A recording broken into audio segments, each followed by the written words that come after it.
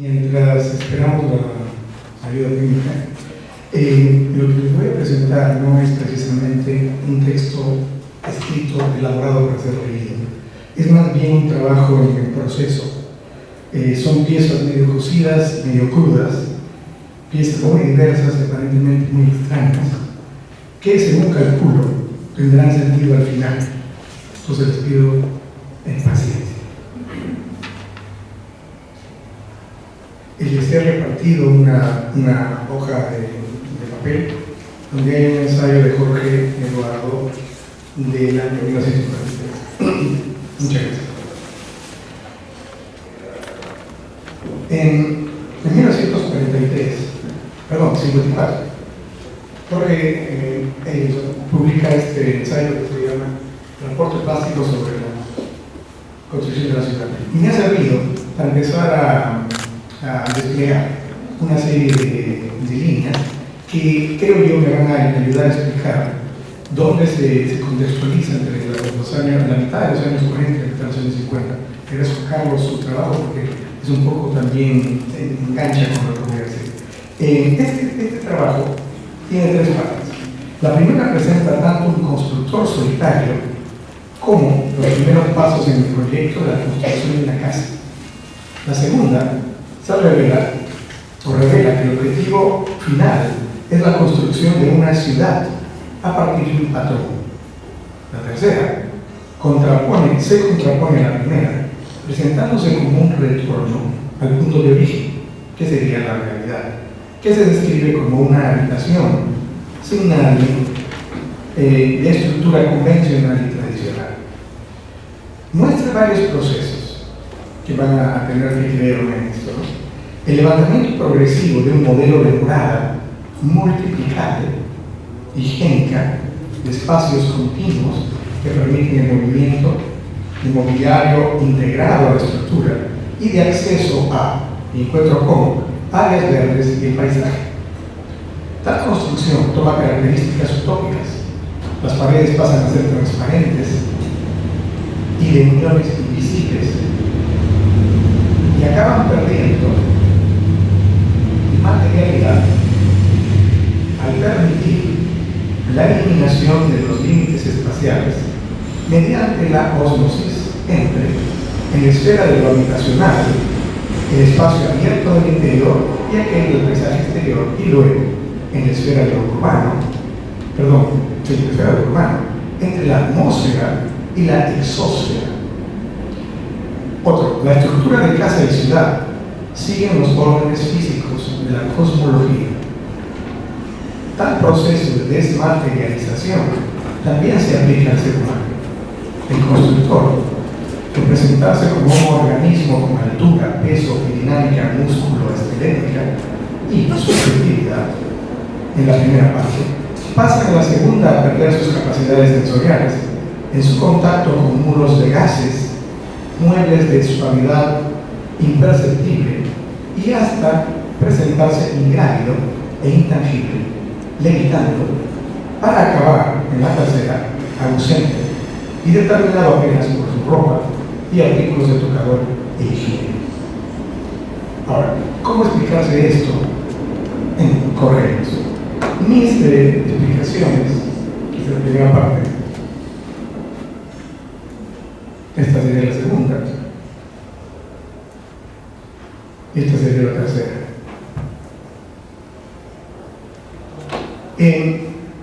Mi investigación me lleva al planeamiento urbano, tal como se entendía entre los 30 y los 40, como una actividad racional y científica capaz de producir modificaciones radicales en el comportamiento de la población. Es decir, primero se construye y la gente luego va a cambiar su modo de conducta. Esto es algo muy contemporáneo en este momento y se llama el diseño que influencia la práctica social, y la vamos a ver en muchos edificios en Lima muy pronto. Hay dos líneas que llevan a esto. Por un lado, al planeamiento urbano moderno, y por otro lado, el arquitecto, entendido como urbanista. El arquitecto entendido como urbanista, que habla de los años 30 y los 40, es una especie de artista intelectual y técnico capaz de resolver problemas sociales, modernizando estilos de vida y órdenes políticos, proponiendo y llevando a cabo grandes mejoras sociales. Por el lado del planeamiento urbano, estamos hablando de una universalización de premisas y soluciones, basados en principios científicos relacionados a las preferencias y necesidades del ser humano. ¿De dónde viene esto? En el caso del Perú, de los 30 y 40, parece que el caso vinculado a eso está vinculado con la ecología. Si ustedes se fijan aquí, este es el tipo de habitación en la que termina el texto. Es una habitación convencional y no solo eso, es vieja, no es de esa época. Y además, según ese dibujo, es italiano.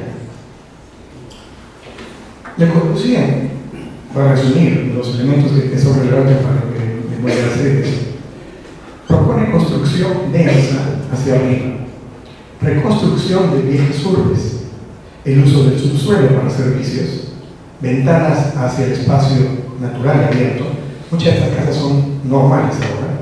Ciudades jardín, armonía con la naturaleza, no presencia de paredes internas, fachadas transparentes y geométricas, diseño funcional, racional y eficiente, fe en el avance tecnológico y solución a problemas de tuburización e higiene. Frank Lloyd Wright, este es uno de los del tipo de habitaciones de las que está hablando de Corbusier. Esta es otra, es un poco la San Felipe. Frank Lloyd Wright, por otro lado, creó el concepto de Usonia, que era un tipo de casa para los Estados Unidos en pleno capitalismo en la década de los 30. La idea es la integridad humana, ¿cómo? Juntando lo manual e intelectual. Quienes debían construir eran los propios dueños. Vivienda de autoconstrucción, estilo que enfatice la naturaleza, los materiales locales, la forma es la función, como dijo Carlos, no afecta la pintura, la disolución de ángulos mediante uso de vidrio, la continuidad espacial, en sentido de secuencia y apertura, fuga al horizonte, muros que no tocan el techo, transición ininterrumpida entre interior y exterior, armonía con el paisaje y muebles integrados a la estructura. Ahora bien, de aquí, ¿qué cosa ocurre? Lo que viene son un par de cosas. Por ejemplo, la geometrización. Pero hay que tener en cuenta que estos proyectos de Frank Lloyd Wright y de Le Corbusier fueron definidos en los años 20 y 30, pero recién se aplicaron en la arquitectura a las ciudades en los años 40 y 50. Hay un salto de la vanguardia a la vanguardia. La geometrización, sistema reticular, esto es la casa, la integración con la naturaleza. Ahora vamos, sistema reticular, principios celular, ambiente construido sobre órdenes matemáticos, diseño de planos de tipo geométrico puro, regularidad, eliminación de ordenamiento, promoción de igualdad y democracia, porque todo el mundo va a tener una unidad semejante. Respuesta, como pueden entender, los rusos estuvieron muy contentos con esto en esos años. Respuesta al confort, a la medida humana. Y aquí Le Corbusier va a trabajar con el concepto de módulo, que es una unidad arquitectónica de espacio que tiene que ver con las necesidades del cuerpo. Y luego la idea de dejar la huella de la mente humana en el diseño. El espacio estaría entendido por naturaleza como ordenado.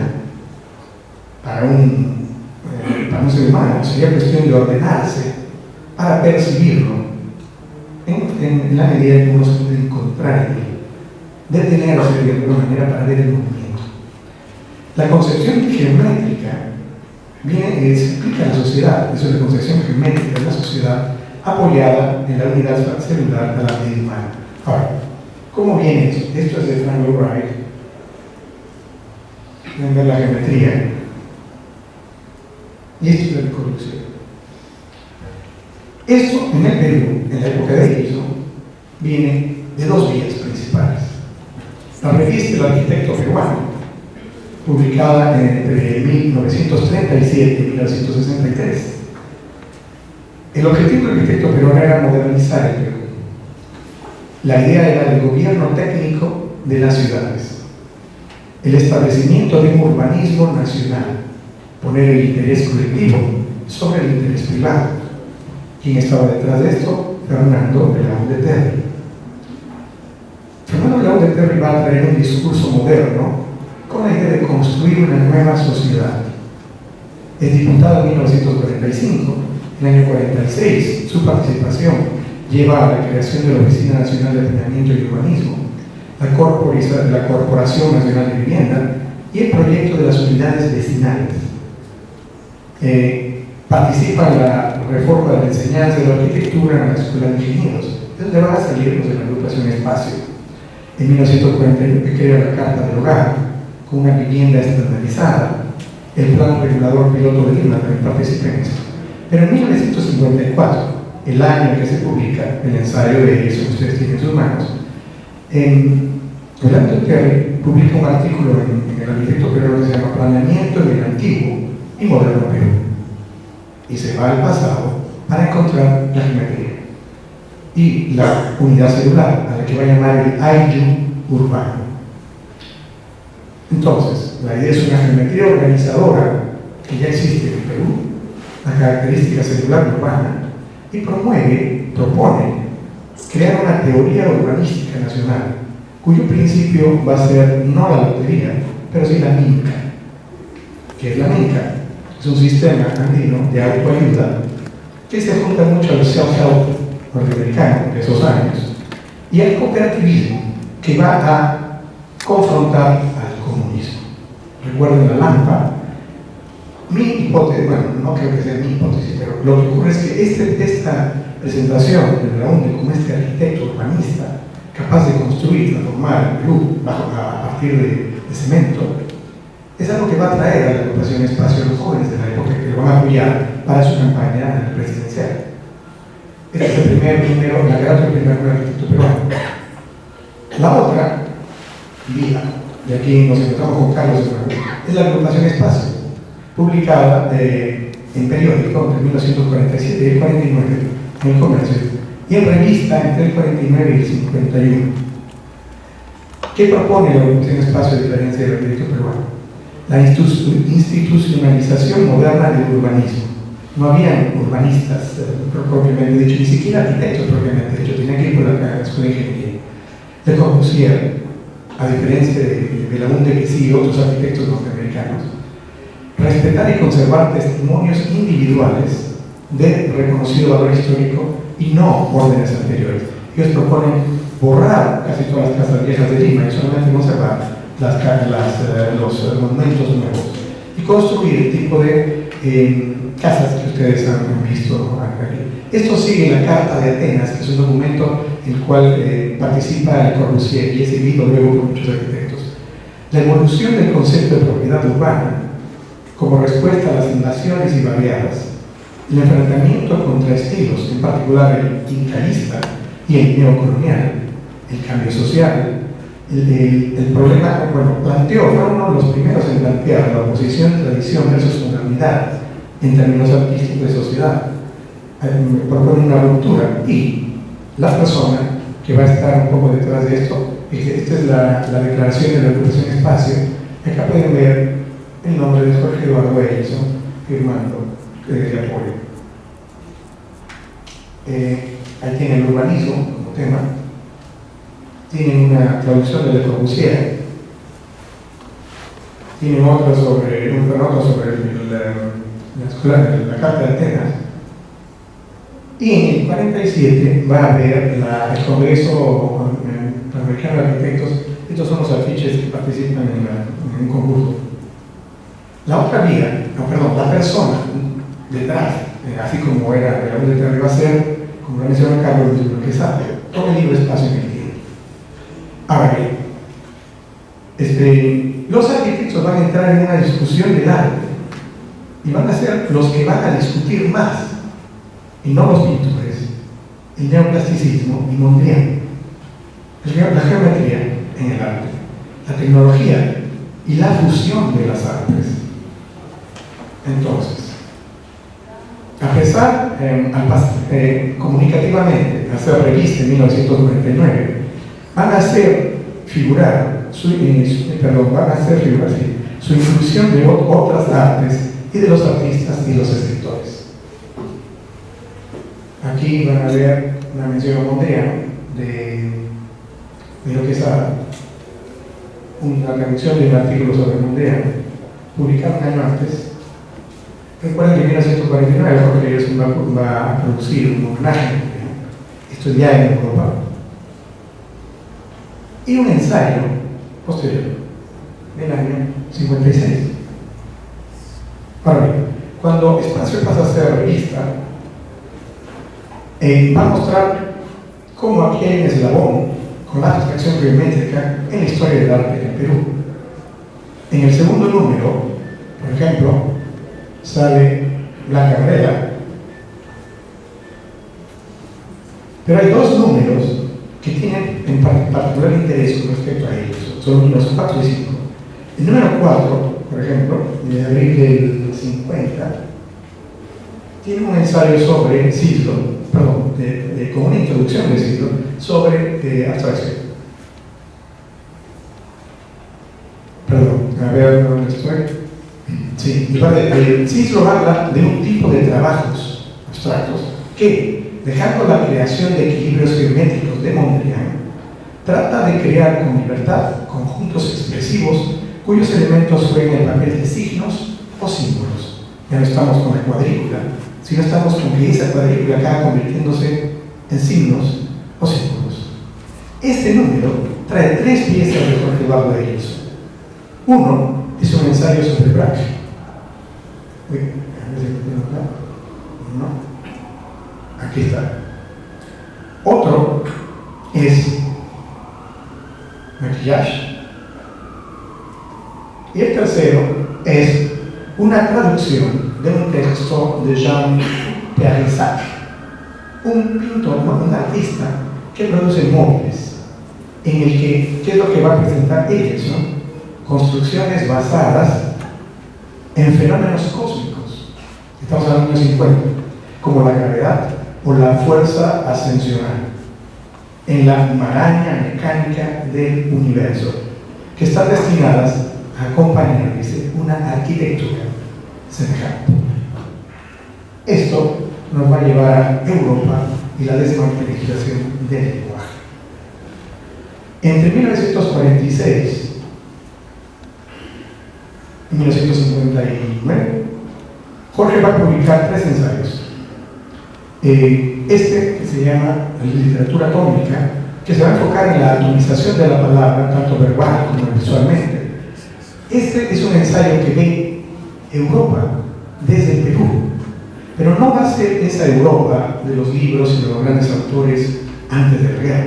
Va a ser una Europa sobre un grupo de jóvenes que solamente 6 meses o 7 meses antes habían hecho una performance, habían interrumpido un discurso de Tzara, del dadaísta, y luego habían publicado una revista de un solo número que había hecho mucho escándalo. ¿Cómo es que Jorge Gerson supo de esto tan rápido? Todavía me queda por trabajar.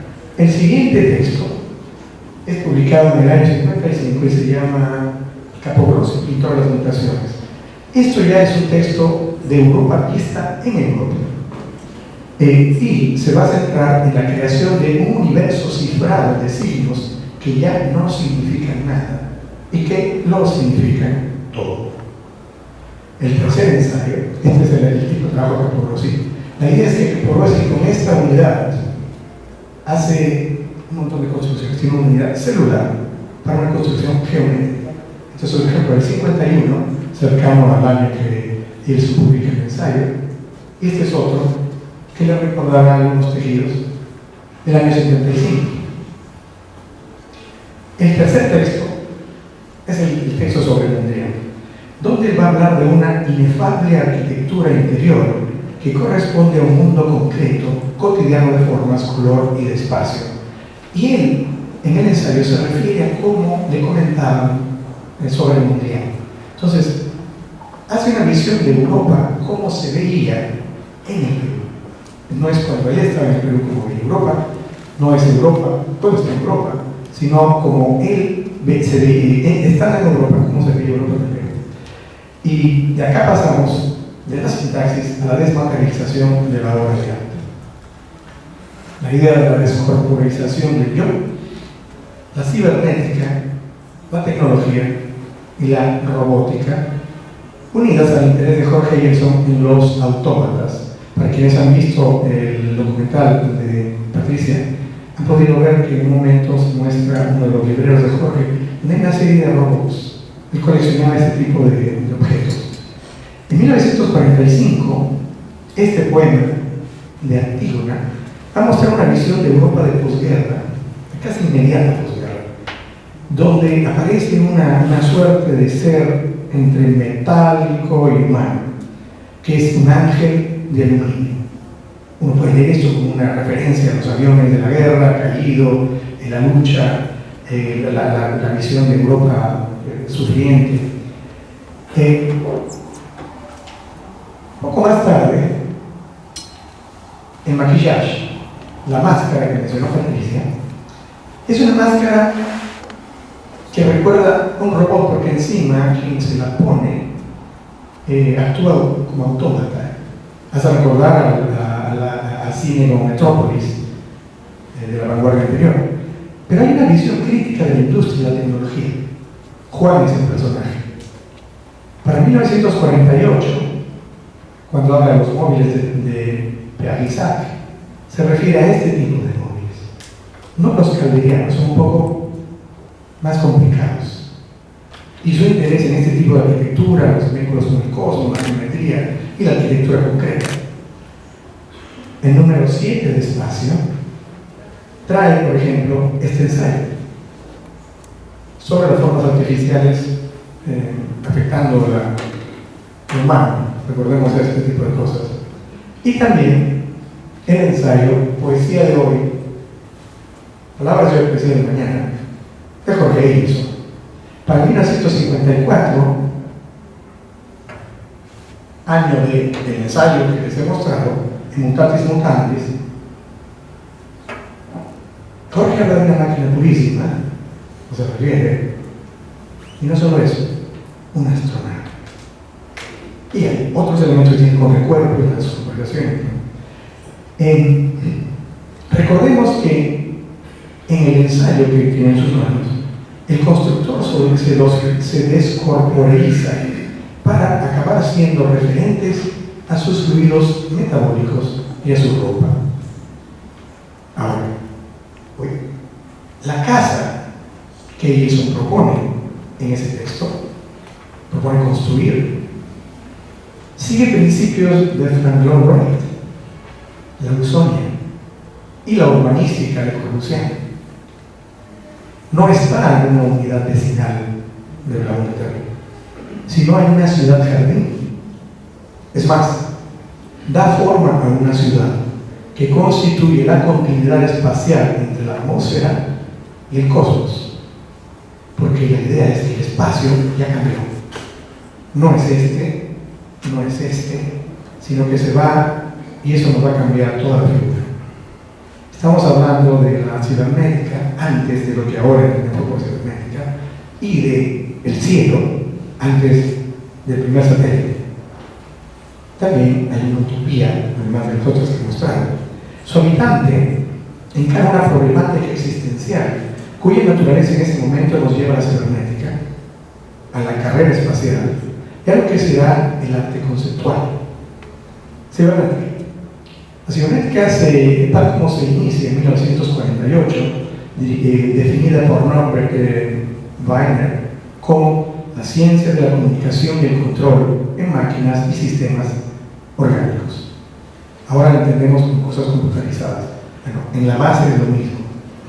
Un proyecto como el de Le Corbusier comparte con la cibernética, por ejemplo, en entender que los principios del urbanismo moderno se basan en la fisiología de las sensaciones humanas y el uso de la estadística, el control del medio ambiente sobre el que se va a construir, el crecimiento del medio artificial construido de acuerdo a los procesos humanos y del medio natural.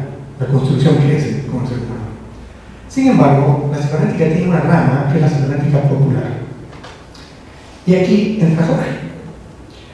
En la cibernética popular se aplican los principios generales de la cibernética.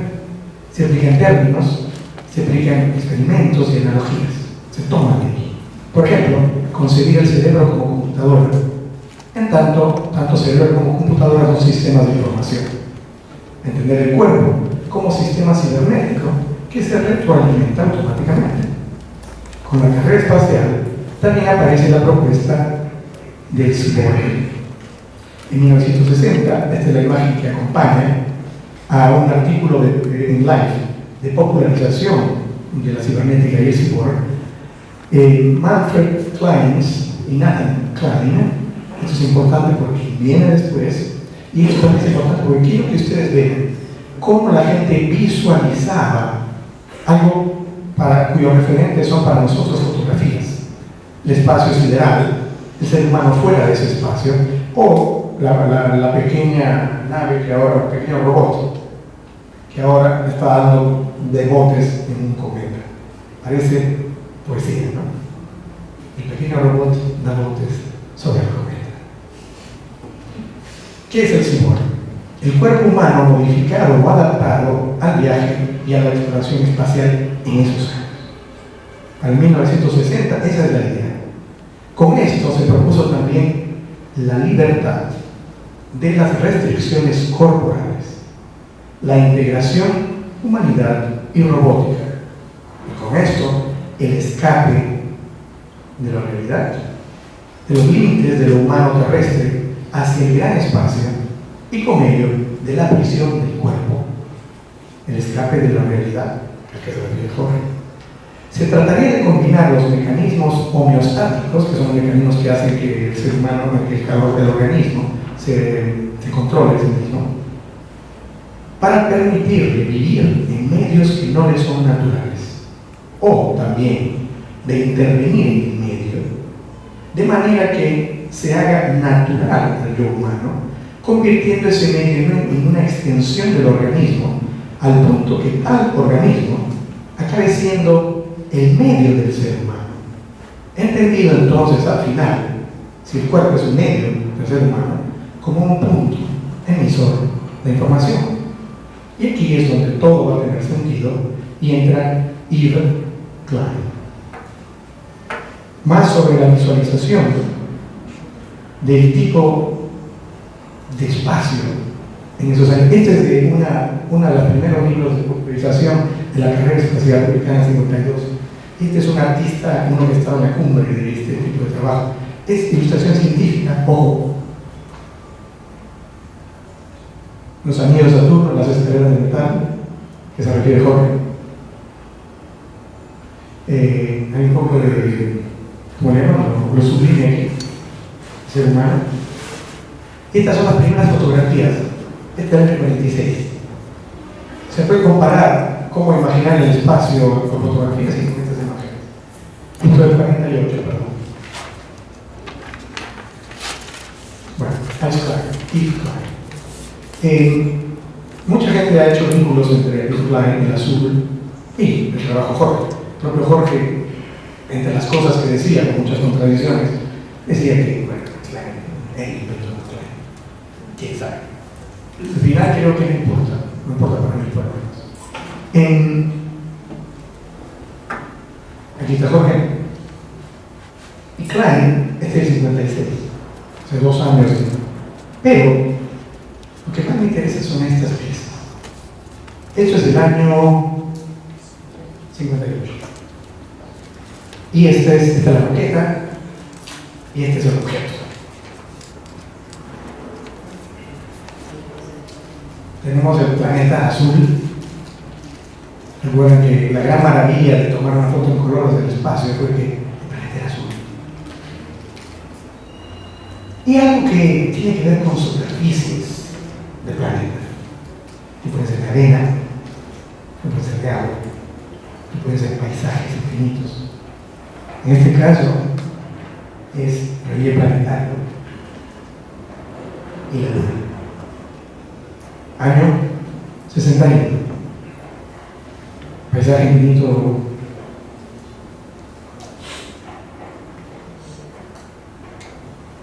Pero Klein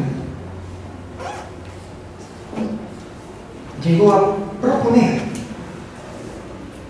una arquitectura espacial que estuviera hecha de paredes de agua, techo de fuego.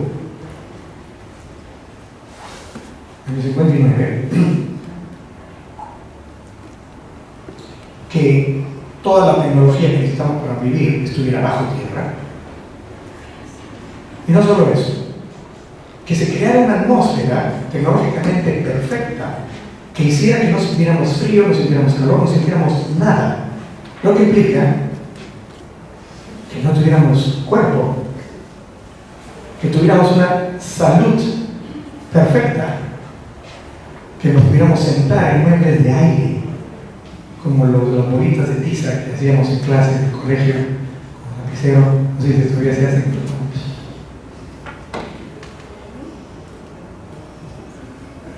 Y estos son sus diseños de esos años. Entonces, aquí está flotando. Klein estuvo trabajando en la desmaterialización del arte y la descorporización. Estamos en el año 58. Y ahora es donde todo va a tener sentido. Voy a leer primero, ¿me permites? El texto, y termino con dos textos. Este es un texto más corto, el uno de Klein, que es posterior del siglo IV.